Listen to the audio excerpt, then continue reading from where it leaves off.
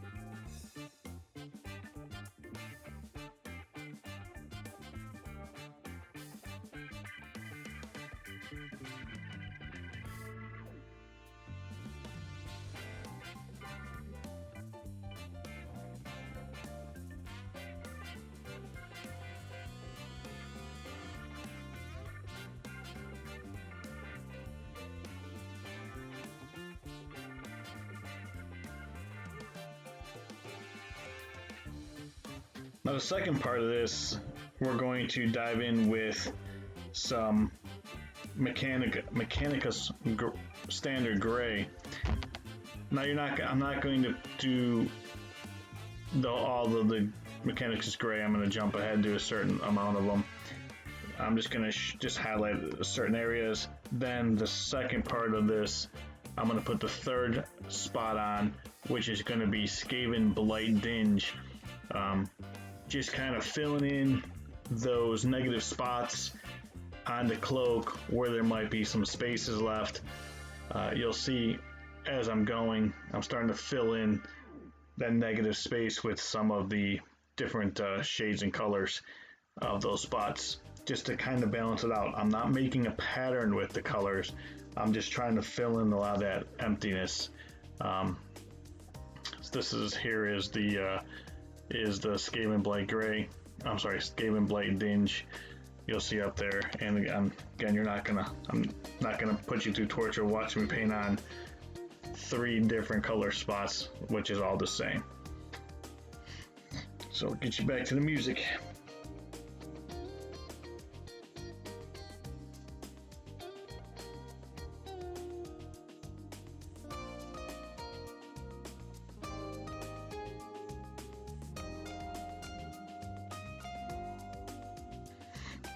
So now I took the Thousand Suns blue My camera was not on when I was actually started this line. I noticed it after. So after I was done with the line, but you'll see when I turn the model around, I just basically took the tip of my brush and drew a blue line between the gray and the black, and you'll see that coming up here shortly. There is, again, no rhyme or reason behind why I put the darker one on the bottom. I just wanted to make it look like it was just randomly without pattern going up and making a transition from one pattern to the other. As you can see here, they get the close-up. Now on the wet palette, what I'm going to do is I'm going to take my Temple Guard blue, put it on there. I'm going to actually use the Vallejo Arctic White, and I actually use thinner medium instead of thinning my paints out with water. Water does dilute them and separates the pigment, where I like to use the medium because it keeps the pigment together. Not everybody does this. This is the way I like to do it. You don't have to do it this way, but this is just the way I do it.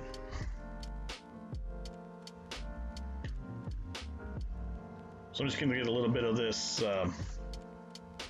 this Temple Guard blue on my brush, and just not a whole lot, just enough that I'm going to get a nice straight line out of it. Made sure my tip is nice and pointy, and then what I'm going to do is draw a thin line in my blue right here, as you can see. Once I get more towards the end of it, you're going to see me go over some spots. I'm going to take this same Temple blue and I'm going to go over the outside of the cape, which is folded towards the outside. I'm not going to go inside the folds. I'm actually going to highlight with the same color. I'm putting another layer of this Temple blue on top of the ridges. That's going to be basically where the light's going to hit and where it's going to show more. You'll see as I go through on my second pass.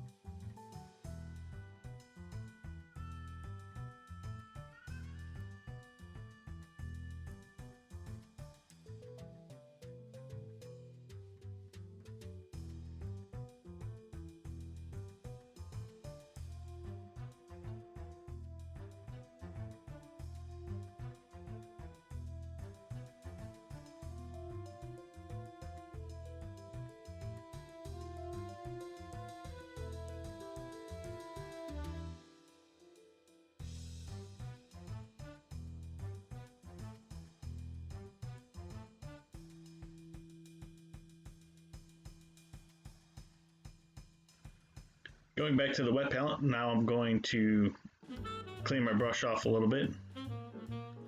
Make sure I get some of that blue off. I didn't rinse it off really well. I just kind of shook it around in the water just to get the majority of that paint off. Takes a little bit of this white, and I'm going to mix it in with my Temple Guard blue. And I want to get not a white, but you'll see as I'm mixing this up. Add a little bit of median, and what that median does is, like I said, it doesn't separate the pigment. It also makes the paint smoother when I put my brush strokes on. Makes the line a lot smoother, so I don't have to, so I don't get blobs of water essentially, and making it really, the pigment really thin. It keeps the pigment bright. But you can see now I'm just getting that nice tip on my brush with that lighter blue. And what I'm going to do with this blue now is I'm just going to highlight the outside curve part of the cloak. So the cloak that's curving out, as you see here, just getting it. Don't worry about it. It goes on pretty bright, but as it dries, it does get a little bit more dull. And you can see I'm just hitting the outside ripples of the cloak and I'm just highlighting this.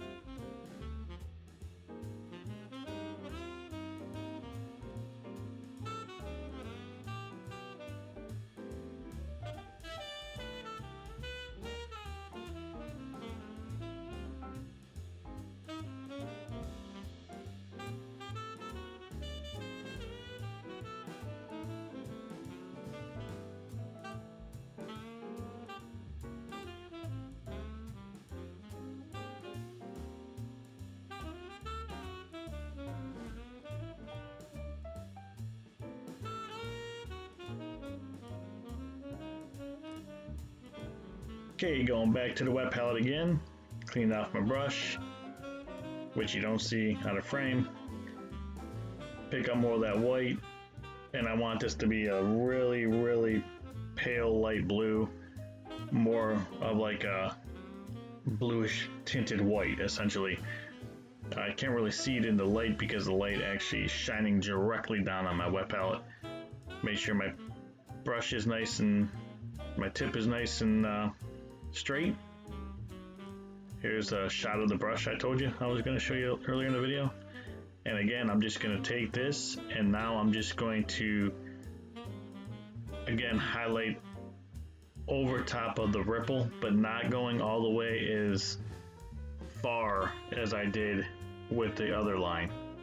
Just going to be a little bit more compact.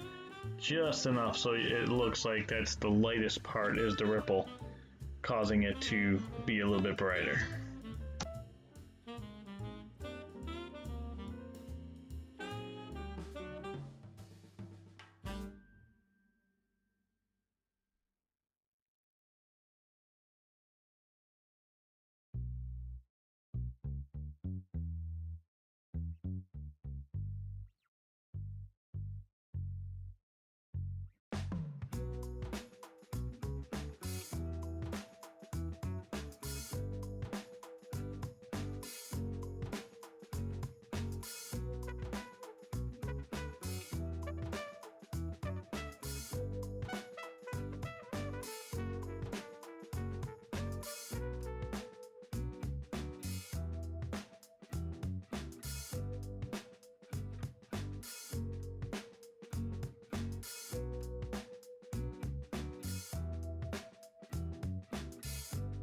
Okay, now I'm gonna do the lava look, and first I'm gonna start off here with Evil Sun Scarlet. Okay, and I wanted to leave this part in because I had too much water on my brush, and this was pretty thin, and you can see the brush right there flick the water. I can't get it close enough where you can see clear shot of how much water and how much fluid or liquid I had on the brush. But I left it in there because I wanted to show you that even if you make a mistake and do something like that, where your lines are really thick, even though you don't want them to be that thick, you can go back and watch how I go back in there and just make that part of the pattern. So I'll put a little bit extra on the other side. I'll do some thick lines, I'll do some thin lines, and we'll just work that in. So I'm going to use the same technique that I used on the blue, except I'm going to use it with 3 different colors, doing the lava. The next one I'm going to use is Fire Dragon Bright. That's the orange I'm going to do. And then I'm going to take your old yellow, and I'm going to do the same thing I did with the light blue with the yellow. You'll see me go to the palette. You'll see me use the same white that I had before, and you'll see me use the median that I had already on my web palette to make this lightning. In the lightning part where I want to highlight this, I'm going to only highlight where the two pieces, two lines come together. So it'll make that pop out better. Highlight that with the white. You'll see what I'm talking about further on in the video when I get to that part. But I'll let you watch in peace and enjoy the music.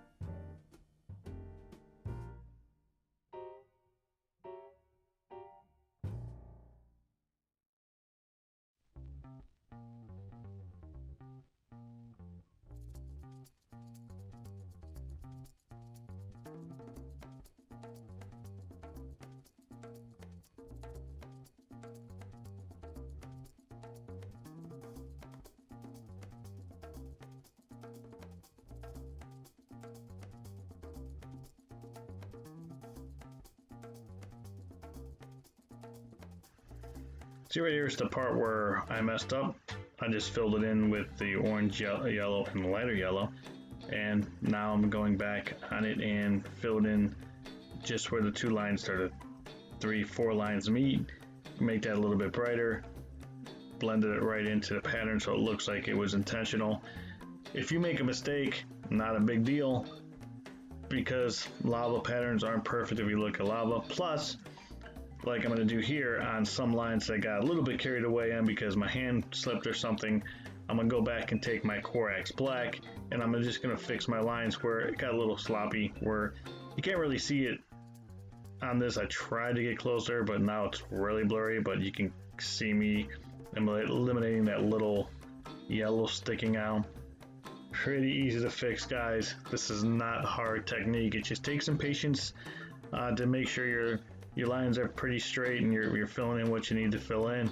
I'm gonna link all these colors and stuff in the description below if you can't find them at your local hobby stores. I'm a big fan of supporting your local hobby stores, but if you do a lot of Amazon, click the link below and yeah, buy them off Amazon. Here I'm gonna show you a couple more and combine two. If you want to do the spots you see on the one, you can just use the same techniques and just put them in the up above on the cloak on shoulders. Guys, thanks for sticking in and watching the video. As always, peace out and God bless.